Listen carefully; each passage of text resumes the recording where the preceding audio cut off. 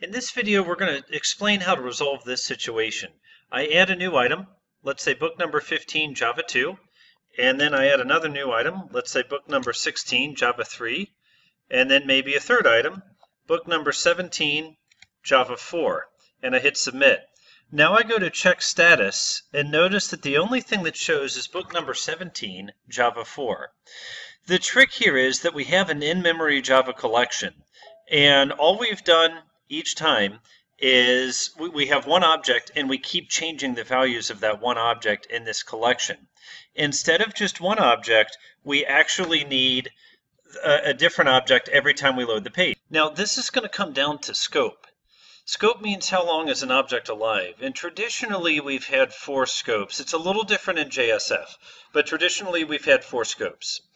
Page means that a variable is alive only for one page getting loaded.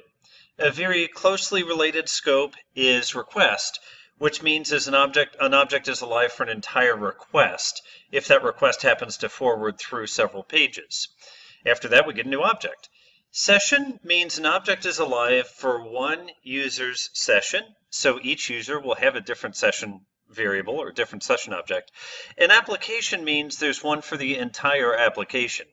So if you have a session variable and another user also has a session variable, you have 2 different variables, 2 different places in memory. You won't affect each other. If it's application scope, then everybody's going to be using the same variable. You're going to affect each other. With session scope, the variable or the object is alive the entire time you're logged in.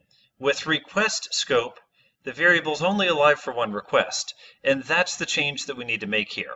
We need to make it both on the managed bean, the UI class that's handling this add, and if we look under the covers, we'll see it's called add_item.java.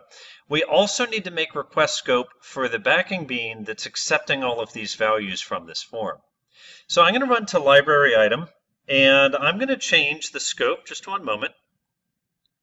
Okay. I'm going to change the scope from session to request and save. I'm going to go to our add item and I'm going to make a similar change. I'm going to change the scope from session to request and save. And then I'm going to rebuild, redeploy, and we're going to take a look and see how it looks once we've changed the scope to request. Now the server's restarted and we're going to try again. I'm going to choose add. And add a new item. We'll say item number 15. We'll say Java 1, type book, status checked in, and submit. Item saved. Okay, let's go with 16. We'll say Java 2, book checked in is fine. Item number 17, Java 3, book and checked in. And if you wonder why these values are still here, we could refresh the page after we do each of these submits and blank it out again, but it's just as easy to go ahead and keep the data here. You see I've added 3 books. Now let's go to check status. We go to check status and we see 3 unique books with 3 unique values. So if you find that you're adding something to a collection, especially in memory, and you're only getting 1 row, and every time you try to add a new item, that 1 row just updates with the new data, check your scope. You might be using session where you want to use request. Thank you.